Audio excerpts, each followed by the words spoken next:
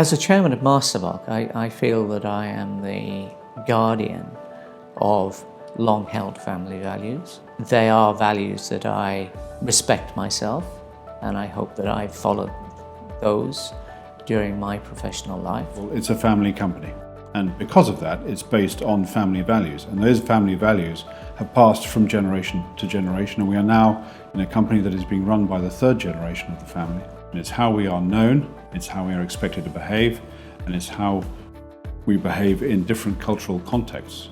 Whether I'm sitting in an office in Bergen or in Singapore or on board a ship in South America or in China, a value has a word, it has a meaning and an expected behavior that goes hand in glove with that. The values which we uphold affect our reputation in the market and are important to our customers and other people that we do business with. We are a multinational business today. We are a Norwegian company operating globally. And how can that cultural context be translated into how we do business in China, how we do business in the Philippines, how we do business in South America? Is it the same? Do the words mean the same thing? And when we hear those words, is our behavior going to be the same in those different contexts? We are now in a time of change.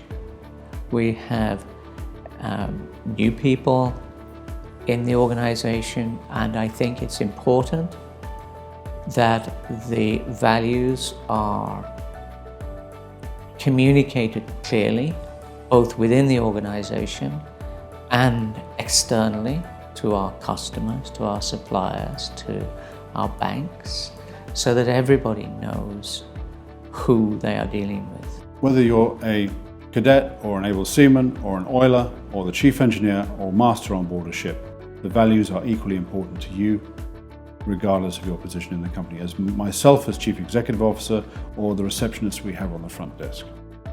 We all have a role to play. If we see something that is unsafe, if we see something that is illegal or wrong, we shouldn't just close our eyes and walk past it. We should point it out. For our seafarers on board our ship, today we operate in an environment which is intensely regulated and is overborne with policies and procedures that have to be maintained. We are trained in what they are, we know what they are, and we get inspected every time we call in a port, and there's a reason for following those checklists, and they revolve around safety and around maintenance, around environmental protection.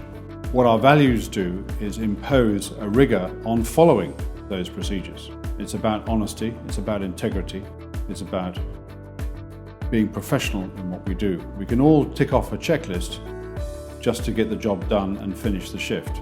But our integrity and our professionalism should ensure that by checking that off, we have actually ticked off and signed off that what we have done, we have done.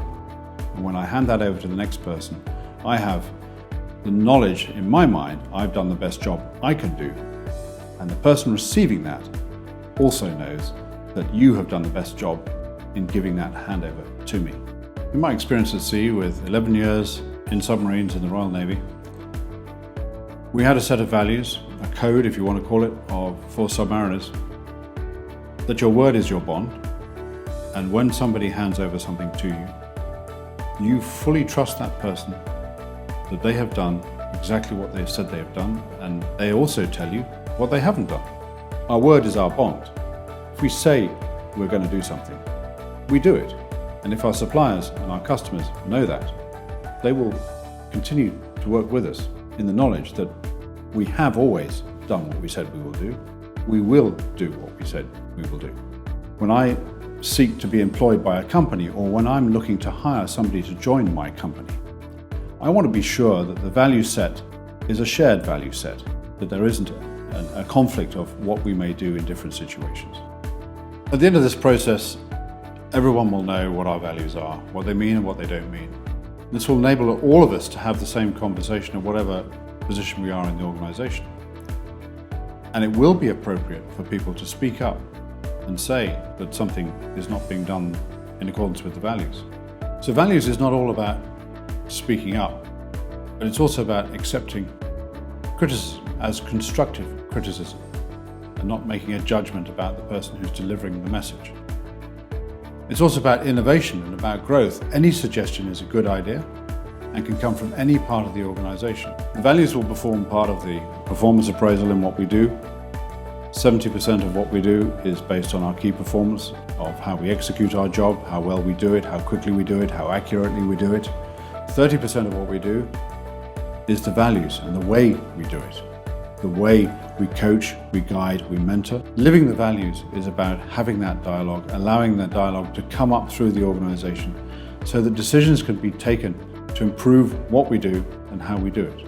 And we do have a lot to be proud of. We should take pride in our values, because this is what we sell to our customers. Honesty and integrity, trust and respect, quality and reliability. That is the essence of Masterbulk.